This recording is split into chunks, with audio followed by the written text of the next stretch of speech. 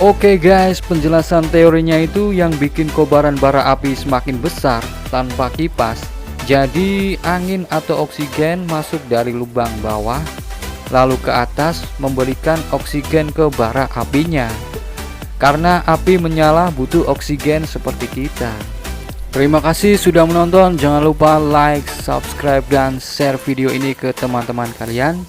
Tetap stay dan see you next time.